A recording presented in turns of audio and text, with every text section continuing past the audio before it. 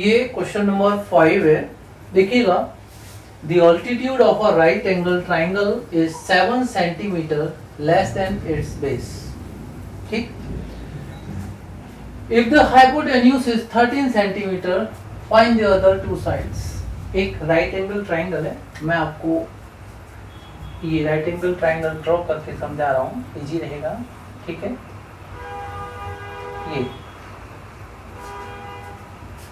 altitude of a right angle triangle is 7 centimeter less than its base।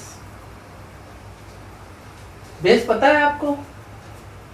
नहीं पता ना, लेकिन ऑल्टीट्यूड के बारे में दे रखा है कि वो 7 सेंटीमीटर बेस से कम है, 7 centimetre less than its base. मान लो अगर बेस में 1 सेंटीमीटर ऐड कर लेता हूं तो आपका ऑल्टीट्यूड क्या हो जाएगा? 7 सेंटीमीटर लेस देन, समझ में आ गया? बेस x है मेरा, x सेंटीमीटर, उसमें से 7 माइनस कर दिया, ये मेरा ऑल्टीट्यूड हो गया। ऑल्टीट्यूड समझते हैं, ऑल्टीट्यूड ये है, बेस ये है, ये हाइपोटेन्यूज है। If the hypotenuse is 13 centimetre find other two sides. ये वाला कितना है? 13 सेंटीमीटर। ठीक, निकालना क्या है हमें?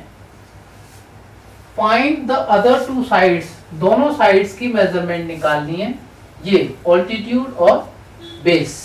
राइट, हमने यहां पर x लेट किया था बेस को, तो क्या वर्डिंग देनी है? Let the base be x centimetre, right, then altitude, then altitude कितना will be x minus 7। Okay, हमें x की वैल्यू निकालने के लिए क्या करना है? राइट एंगल ट्राइंगल है, ऑब्वियस है। यहां पर अगर हम पाइथागोरस थ्योरम अप्लाई कर देते हैं तो x की वैल्यू निकल आएगी उससे। पाइथागोरस थ्योरम क्या होता है? क्या होता है पाइथागोरस थ्योरम? याद है आपको? लिखेंगे using Pythagoras theorem. What is that? Longest side का square of the longest side, पता, ये तो वैसे भी आपको क्लियर होना चाहिए। That is your hypotenuse, base and perpendicular.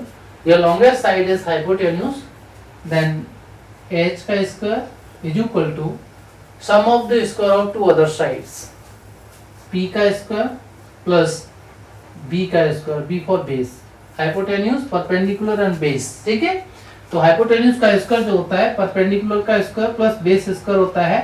Hypotenuse 13 है तो 13 का square is equal to p कितना है? x माइनस 7, तो x माइनस 7 का square plus b is x, तो x का स्क्वायर।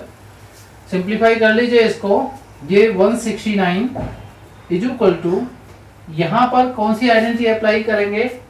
x माइनस 7 का होल स्क्वायर है, तो ये आपका किस पैटर्न में दे रखा है? ध्यान दीजिएगा, ये आपका a प्लस b का होल स्क्वायर मैंने बताया था पिछली बार। ठीक है, वहां प्लस का साइन था। ये क्या होता है? a square plus b square plus 2ab। यहाँ पर साइन कौन सा है? माइनस। ध्यान रखेंगे, दोनों आइडेंटिटी इसलिए लिख रहा हूं मैं, यहाँ दूसरी आइडेंटिटी यूज करेंगे जो a माइनस बी का होल स्क्वायर है। बस यहाँ साइन चेंज हो जाता है, a स्क्वायर और b स्क्वायर सेम होते हैं, माइनस का 2ab हो जाता है। भूलना नहीं है इन दोनों आइडेंटिटीज को। हमें कौन सी आइडेंटिटी यूज करनी है? यहाँ पर x माइनस 7 का होल स्क्वायर है, a माइनस बी का होल स्क्वायर आइडेंटिटी यूज करनी है, यानी ये आइडेंटिटी आपको यूज नहीं करनी है यहाँ पर। ठीक है, आइडेंटिटी लिख के मैंने समझाया था कि एक में प्लस 2ab होता है, एक में माइनस 2ab होता है। Minus 2ab a minus b के होल स्क्वायर में आता है, अंडरस्टूड? अब x माइनस 7 का होल स्क्वायर है तो a का स्क्वायर कितना हुआ? x स्क्वायर, b का स्क्वायर कितना हुआ? 7 7 जा 49 पॉजिटिव, माइनस का साइन आएगा 2ab, तो 2 into x into 7 14x direct लिख दिया है मैंने, प्लस का x स्क्वायर। राइट, अब देखिएगा ये 169 is equal to x square 2x², ठीक है, माइनस का 14x प्लस का 49, इसको अभी और सिंप्लीफाई करना है, ठीक है। 169 को हम राइट साइड शिफ्ट कर देते हैं, तो ये लेफ्ट में 0 हो जाएगा, 2x² minus 14x plus 49 minus 169 कितना हो जाएगा, 0 is equal to 2x² minus 14x, और ये 169 नेगेटिव है, 49 पॉजिटिव है, 120 नेगेटिव आ जाएगा यहाँ पर, ठीक। यहाँ पर कुछ कॉमन दिख रहा है आपको भाई, देखिए मैं इसको यहाँ लिख देता हूँ, इसे मैं 2x² minus 14x minus 120 is equal to 0 ऐसे भी लिख सकता हूँ, 180 डिग्री पर फ्लिप करके इसको। यहाँ पर 2 कॉमन ले लीजिए पहले, तो x² माइनस 2 7 जा 7x आ गया, माइनस का 2 6 जा 60 आ जाएगा, इज इक्वल टू 0, ठीक है। यहाँ पर आपको कंफ्यूज नहीं होना किस तरह से मैं कर रहा हूँ ऑपरेशन, आपको ध्यान रखना है। ये 2 को उधर शिफ्ट कर देंगे तो x² minus 7x minus 60 is equal to 0 हो जाएगा, 0/2, 2 जो है डिनोमिनेटर में आएगा और 0 न्यूमरेटर में, डिनोमिनेटर में कितना भी नंबर हो वो आपका 0 को चला जाता है, ठीक है ना। तो ये आपका x² minus 7x minus 60 is equal to 0 एक क्वाड्रेटिक इक्वेशन है। Is that clear? बहुत बढ़िया, ठीक है। अब देखिएगा, क्योंकि अब आपको थोड़ी सी कमांड बन गई होगी, ज्यादा टाइम नहीं लगाना होता, ठीक है। हमारा 60 × 1 60 होता है, दो नंबर जिनका प्रोडक्ट 60, सम और डिफरेंस 7, तो 12 5 60 होता है, ठीक है। अब आप वो ऑपरेशन खुद कर सकते हैं। क्या करना पड़ेगा आपको, ये x² माइनस 12 माइनस 5 लिखेंगे तो 7 होता है, और 12 × 5 60 होता है। डायरेक्ट भी करना सीख लीजिए, नहीं तो आप वो वाला मेथड जो मैं हर एक क्वेश्चन में बताता चला आ रहा हूँ वो कीजिएगा, x minus 60 is equal to 0, ठीक है। ब्रैकेट ओपन कर लेंगे हम, x² minus 12x plus 5x minus 60 is equal to 0। ये दो टर्म का ग्रुप बना लेंगे हम लोग, x माइनस 12, यहाँ पर प्लस का 5 लेंगे तो x माइनस 12 ब्रैकेट में आ जाएगा, अंडरस्टूड।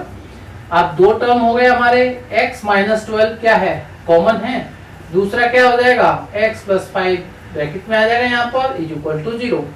मुझे x की वैल्यू क्या मिली, x की वैल्यू इससे कितनी मिलेगी 12, इससे मिलेगी माइनस की 5, ठीक है। एक x की वैल्यू हो जाएगी मेरी 12 और एक हो जाएगी x की वैल्यू माइनस की 5। अब कोई साइड नेगेटिव होती है क्या बेस माइनस 5 सेंटीमीटर हो सकता है, नहीं, तो ये इसको मैं नहीं लूंगा, यहाँ पर x इक्वल टू 12 लूंगा। मेरा बेस कितना हो गया बेटे, 12 हो गया, ठीक है।